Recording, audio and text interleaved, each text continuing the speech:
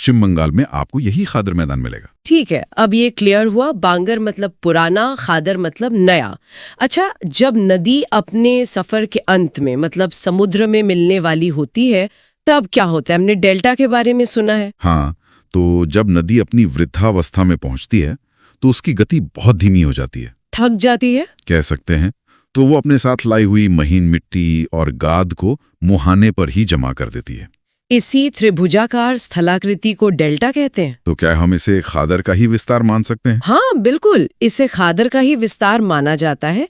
यहाँ की भूमि भी दलदली होती है और यहाँ मैंग्रोव वन पाए जाते हैं, जैसे हमारा सुंदरबन डेल्टा। बिल्कुल, भारत का सुंदरबन डेल्टा जो गंगा और ब्रह्मपुत्र नदियां मिलकर बनाती हैं, वो दुनिया का सबसे बड़ा नदी डेल्टा है। ठीक है, ये तो हुई संरचना की बात। अब देखते हैं कि इन मैदानों को प्रदेशों के हिसाब से कैसे बांटा गया है। हाँ, प्रादेशिक आधार पर भी इसे 4 मुख्य भागों में बांटा गया है।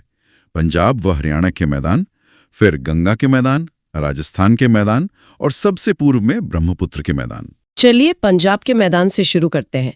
यहाँ दोआब शब्द बहुत सुनने को मिलता है, इसका क्या मतलब है? दोआब का अर्थ है 2 नदियों के बीच की भूमि। दो मतलब 2 और आब मतलब पानी या नदी। अच्छा, तो पंजाब के मैदान सिंधु और उसकी सहायक नदियों जैसे झेलम, चिनाब, रावी, व्यास, सतलुज, इनके द्वारा बनाए गए हैं। और यहाँ कई प्रमुख दोआब हैं। जैसे चिनाब और झेलम के बीच है चास दोआब। चास दोआब। रावी और चिनाब के बीच है रचना दोआब। ब्यास और रावी के बीच बारी दोआब। ये नाम तो नदियों के नाम से ही बने लगते हैं। हाँ, यही तो खास बात है। ब्यास और सतलुज के बीच बिस्त दोआब और झेलम और सिंधु के बीच सिंधु सागर दोआब। ये तो बहुत दिलचस्प है। आप गंगा के मैदान पर आते हैं, ये तो बहुत बड़ा क्षेत्र है। हाँ, ये बहुत विशाल है, इसलिए इसे 3 उपभागों में बांटा गया है। 3 भागों में? जी, उच्च गंगा का मैदान, मध्य गंगा का मैदान और निम्न गंगा का मैदान। अच्छा, तो उच्च गंगा का मैदान कौन सा इलाका हुआ? ये पश्चिमी भाग है, इसमें पश्चिमी उत्तर प्रदेश का इलाका आता है। और मध्य गंगा का मैदान? इसमें पूर्वी उत्तर प्रदेश और बिहार का क्षेत्र आता है। और यहीं पर कोसी नदी बहती है, जिसे बिहार का शोक कहते हैं। जी, क्योंकि वो इसी क्षेत्र में बाढ़ का प्रमुख कारण है। और निम्न गंगा का मैदान? ये सबसे पूर्वी भाग है, जो मुख्य रूप से पश्चिम बंगाल में स्थित है। समझ गए। अब राजस्थान के मैदानों की क्या विशेषता है? ये अरावली पर्वतमाला के पश्चिम में स्थित है। यहाँ 25 सेंटीमीटर की वर्षा रेखा इसे 2 भागों में बांटती है। 2 भाग मतलब? एक तो है पश्चिमी भाग, जो पूरी तरह रेतीला और मरुस्थलीय है, जिसे हम थार मरुस्थल कहते हैं। थार मरुस्थल? हाँ, और एक मजेदार बात यह है कि ये विश्व का सबसे घनी आबादी वाला मरुस्थल है। अच्छा। और दूसरा भाग, पूर्वी भाग, राजस्थान बांगर कहलाता है और वो अपेक्षाकृत उपजाऊ है। यहाँ की कोई खास नदी? हाँ, यहाँ की प्रमुख नदी लूनी है और सांभर जैसी खारे पानी की झीलें भी यहीं पाई जाती हैं। ठीक है, और अंत में सबसे पूर्व में ब्रह्मपुत्र का मैदान। जी, ये मुख्य रूप से असम राज्य में फैला है। और इसका निर्माण जाहिर है ब्रह्मपुत्र नदी ने किया होगा। हाँ, ब्रह्मपुत्र और उसकी सहायक नदियों ने। यहाँ बारिश बहुत ज्यादा होती है, तो फसलें भी उसी हिसाब से होती होंगी। बिल्कुल। चावल और जूट यहाँ की प्रमुख फसलें हैं। मैंने सुना है कि दुनिया का सबसे बड़ा नदी द्वीप भी यही है। आप माजुली की बात कर रही हैं? हाँ, माजुली। जी, विश्व का सबसे बड़ा नदी द्वीप माजुली इसी मैदान में ब्रह्मपुत्र नदी के बीच में स्थित है। तो चलिए अब अगला चैप्टर देखते हैं, प्रायद्वीपीय पठार। हाँ, तो सबसे पहले ये समझना जरूरी है कि पठार आखिर होता क्या है। सही। देखिए, पठार एक ऊंची और ज्यादातर समतल जमीन होती है। मतलब ये मैदान से तो ऊंचा होता है, लेकिन किसी पर्वत की तरह नुकीला नहीं। अच्छा, तो इसे एक ऊंचा समतल मैदान कह सकते हैं। बिल्कुल। और भारत का ये जो प्रायद्वीपीय पठार है, ये गंगा यमुना के मैदानों के दक्षिण में है। भारत के मध्य और दक्षिणी भागों में। इसका आकार भी एक त्रिभुज जैसा है ना, और ये बहुत पुराना है, गोंडवाना लैंड का हिस्सा। जी, ये प्राचीन गोंडवाना लैंड का ही एक हिस्सा है। तो चलिए इस विशाल पठार की यात्रा शुरू करते हैं, सबसे पहले मालवा के पठार से। ठीक है, तो मालवा का पठार जो है वो मुख्य रूप से पश्चिमी मध्य प्रदेश और दक्षिणी पूर्वी राजस्थान में फैला हुआ है। और परीक्षा के हिसाब से देखें तो इसकी लोकेशन जरूरी है। ये अरावली और विंध्याचल के बीच में पड़ता है। सही। और इसकी सबसे खास बात है इसका निर्माण ये ज्वालामुखी लावा से बना है। लावा से? अच्छा, इसीलिए यहाँ बेसाल्टिक चट्टानें मिलती हैं। हाँ, और एक और मजेदार बात, राजस्थान में इसी पठार को हाड़ौती का पठार भी कहते हैं। और लावा की वजह से ही यहाँ की मिट्टी भी खास होगी। बिल्कुल, यहाँ काली मिट्टी पाई जाती है जो कपास और सोयाबीन की खेती के लिए आप जानते ही हैं बहुत ही अच्छी मानी जाती है। और नदियाँ? यहाँ की प्रमुख नदियां हैं चंबल, बेतवा और शिप्रा। ठीक है, तो मालवा के बाद अब आता है बुंदेलखंड का पठार। ये उत्तर प्रदेश और मध्य प्रदेश में फैला है। मैंने सुना ये इलाका अक्सर सूखाग्रस्त रहता है। हाँ, ये बात सही है। इसकी वजह यहाँ की चट्टानें हैं। इसका निर्माण ग्रेनाइट और नीस चट्टानों से हुआ है। ओह, तो ये मालवा से बिल्कुल अलग है। जी, और लगातार कटाव के कारण यहाँ की जमीन ऊबड़-खाबड़ और पथरीली हो गई है, उपजाऊ नहीं है ज्यादा। इसकी कोई खास पहचान, जैसे कोई ऊंची चोटी? हाँ, इसकी सबसे ऊंची चोटी है सिद्ध बाबा की चोटी। और नदियाँ? केन, बेतवा और धसान यहाँ की प्रमुख नदियां हैं। और मिट्टी की बात करें तो यहाँ लाल, काली और दोमट तीनों तरह की मिलती हैं। चलिए अब आगे बढ़ते हैं बघेलखंड के पठार की तरफ। ये मध्य प्रदेश और छत्तीसगढ़ की सीमा पर है। हाँ, इसके बारे में बस इतना याद रखना काफी है कि ये मैकाल पर्वत श्रृंखला के पास है। और मिट्टी? यहाँ लाल बलुई मिट्टी पाई जाती है। सोन और टोन्स यहाँ की प्रमुख नदियां हैं। ठीक है, तो अब आते हैं सबसे महत्वपूर्ण पठार पर, छोटा नागपुर का पठार। यहाँ से तो बहुत प्रश्न बनते हैं। बहुत ज्यादा। ये मुख्य रूप से झारखंड में है और यहाँ से याद रखने के लिए काफी कुछ है। जैसे कि? एक तो ये कि ये भारत का दूसरा सबसे बड़ा पठार है और इसकी सबसे ऊंची चोटी है पारसनाथ। पारसनाथ? ये तो जैन धर्म का एक प्रमुख तीर्थस्थल भी है। बिल्कुल, और स्वर्ण रेखा और दामोदर जैसी महत्वपूर्ण नदियां यहीं से निकलती हैं। पर इसकी सबसे बड़ी खासियत है इसके खनिज। हाँ, खनिजों का भंडार, इसीलिए इसे भारत का रूर भी कहते हैं। सही, रूर ऑफ इंडिया। और यहाँ की खदानें तो बहुत ही प्रसिद्ध हैं। बहुत ज्यादा। देखिए, ये सूची याद कर लेनी चाहिए। बताइए। जादूगोड़ा की खदान, ये यूरेनियम के लिए प्रसिद्ध है। हाँ, यूरेनियम। फिर हजारीबाग और कोडरमा, ये अभ्रक यानी कि माइका के लिए। ओके। पलामू में चूना पत्थर और डोलोमाइट मिलता है। और सिंहभूम में लौ अयस्क और तांबा। सिंहभूम लौ अयस्क के लिए। और सबसे जरूरी दामोदर नदी घाटी, ये कोयले के लिए जानी जाती है। इसी घाटी को भी भारत का रूर कहते हैं ना? जी, झरिया, रानीगंज और बोकारो, ये सब प्रमुख कोयला क्षेत्र यही है। बहुत बढ़िया। तो छोटा नागपुर के बाद अगला है दंडकारण्य का पठार। हाँ, ये पठार मुख्य रूप से छत्तीसगढ़ में है, पर इसका कुछ हिस्सा ओडिशा, तेलंगाना और आंध्र प्रदेश में भी आता है। इसकी सबसे ऊंची चोटी कौन सी है?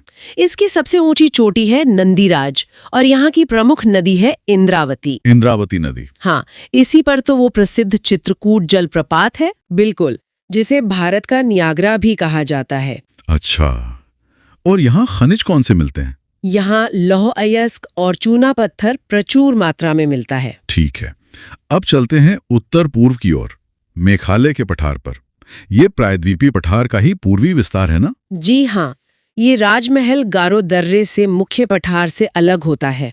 और यहाँ की पहाड़ियाँ तो बहुत मशहूर हैं। हाँ, गारो, खासी और जयंतिया, ये यहाँ की प्रमुख पहाड़ियाँ हैं। और सबसे ऊंची चोटियाँ? शिलोंग चोटी और नौकरेक चोटी। और सबसे दिलचस्प बात तो आप जानते ही हैं, मासिनराम और चेरापूंजी। जी, दुनिया में सबसे ज्यादा वर्षा वाले स्थान ये दोनों खासी पहाड़ियों पर ही स्थित हैं। अद्भुत। चलिए अब आते हैं भारत के सबसे बड़े पठारी क्षेत्र दक्कन के पठार पर। दक्कन का पठार, ये नर्मदा नदी के दक्षिण में महाराष्ट्र, कर्नाटक, तेलंगाना और आंध्र प्रदेश में फैला है।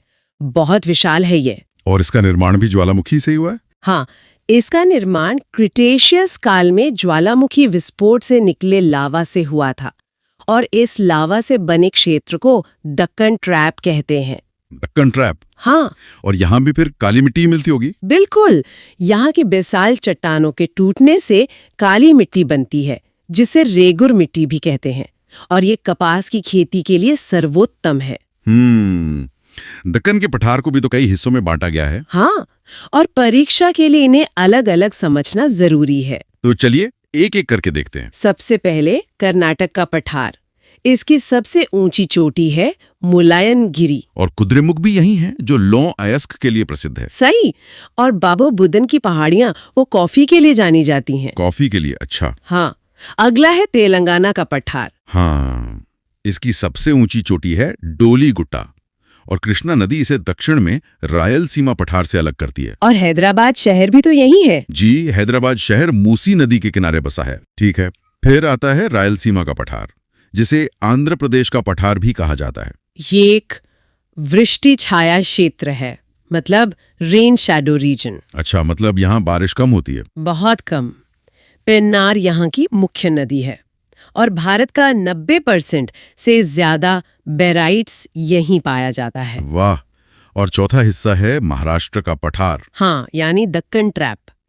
ट्रैप एक स्वीडिश शब्द है जिसका मतलब सीढ़ी होता है। सीढ़ी, वो क्यों? क्योंकि लावा की परतें यहाँ सीढ़ी जैसी दिखती हैं। इसे भारत की कपास पेटी भी कहते हैं। और इसकी सबसे ऊंची चोटी कलसूबाई है। कलसूबाई, ठीक है। तो ये थे दक्कन के पठार के हिस्से। अब एक आखिरी सवाल जो अक्सर आता है वो है पठारों के क्रम को लेकर। हाँ, पश्चिम से पूर्व के क्रम में। जी, तो सही क्रम क्या होगा? सही क्रम है सबसे पहले मालवा का पठार, फिर बुंदेलखंड का पठार, उसके बाद बघेलखंड का पठार और अंत में छोटा नागपुर का पठार। मालवा, बुंदेलखंड, बघेलखंड और छोटा नागपुर। ठीक है।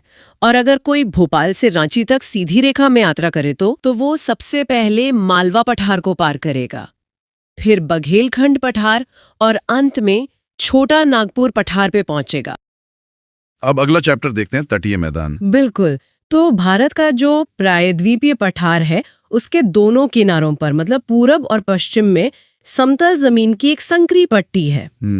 वही हमारे तटीय मैदान है। इसे ऐसे समझ सकते हैं कि एक तरफ पश्चिमी घाट और अरब सागर के बीच में और दूसरी तरफ पूर्वी घाट और बंगाल की खाड़ी के बीच में। और जहां तक मुझे याद है, इनके बनने के पीछे दो मुख्य वजह हैं। एक तो वो जो नदियां अपने साथ मिट्टी गाद लाती हैं, जिसे जलोढ़ निक्षेप कहते हैं। हाँ। और दूसरा समुद्र की लहरों का एक्शन, जो किनारों पर मलबा जमा करती रहती हैं। एकदम सही। और इन्हीं दो वजहों से पता है भारत के दोनों तटों का मिजाज एक दूसरे से बिल्कुल अलग है। अच्छा। हाँ, इसीलिए इसे आसानी से समझने के लिए हम इन्हें दो हिस्सों में बांटकर देखते हैं, पश्चिमी तटीय मैदान और पूर्वी तटीय मैदान। मतलब एक तरह से ये दो तट, दो अलग शख्सियतें वाली कहानी है। हाँ हाँ, बिल्कुल। तो चलिए एक एक करके इनकी पड़ताल करते हैं। ये दिलचस्प है। तो चलिए पहली शख्सियत से मिलते हैं, पश्चिमी तटीय मैदान। हाँ, ये गुजरात से शुरू होकर दक्षिण में कन्याकुमारी तक जाता है और इसकी सबसे पहली पहचान तो यही है कि ये काफी संकरा है, कहीं कहीं तो सिर्फ 10 किलोमीटर चौड़ा। हाँ, और इसके संकरे होने के पीछे एक भूवैज्ञानिक कारण भी है। माना यह जाता है कि ये एक सबमर्जेंट यानी जलमग्न तट का उदाहरण है। सबमर्जेंट मतलब ये कि जमीन का एक हिस्सा समुद्र में धंस गया और इसी धसाव की वजह से ये तट काफी कटा-फटा और गहरा है। अच्छा, तो इसी कटे-फटे होने का फायदा हमें मिला होगा। मेरा मतलब है प्राकृतिक बंदरगाहों के लिए ऐसी जगह तो बेहतरीन होती हैं। आपने बिल्कुल सही नस पकड़ी है। इसी वजह से भारत के कुछ सबसे बेहतरीन और व्यस्त प्राकृतिक बंदरगाह जैसे मुंबई, कांडला और मर्मुगांव इसी पश्चिमी तट पर हैं। और यहाँ की नदियां भी अलग हैं। नर्मदा और तापी जैसी नदियां डेल्टा नहीं बनाती। हाँ, ये एस्चुरी या ज्वारनद मुख बनाती हैं। लेकिन डेल्टा और एस्चुरी में आसान भाषा में क्या फर्क है? ये अच्छा सवाल है। इसे ऐसे समझिए कि डेल्टा बनाने वाली नदी जैसे गंगा, वो समुद्र से मिलते मिलते थक जाती है और अपना सारा सामान, मतलब मिट्टी, गाद, किनारे पर ही छोड़ देती है। ठीक है। इससे एक नया जमीनी टुकड़ा बन जाता है जिसे हम डेल्टा कहते हैं। और एस्चुरी? लेकिन पश्चिमी घाट से उतरने वाली नदी पूरी रफ्तार में होती है। वो कोई सामान जमा नहीं करती, सीधे समुद्र में छलांग लगा देती है। बस इसी तेज मिलन को एस्चुरी कहते हैं। क्या बढ़िया तरीके से समझाया है। चलिए अब इस पश्चिमी तट की यात्रा उत्तर से दक्षिण की ओर करते हैं। सबसे पहले आता है गुजरात का काठियावाड़ तट। हाँ, कच्छ के रण से लेकर दमन तक। इस इलाके में मांडो और गिरनार जैसी कुछ नीची पहाड़ियां दिख जाती हैं। अच्छा। लेकिन यहाँ दो जगह खास ध्यान खींचती हैं। एक है कांडला बंदरगाह, जिसे अब दीनदयाल पोर्ट कहते हैं। ये एक टाइडल पोर्ट है।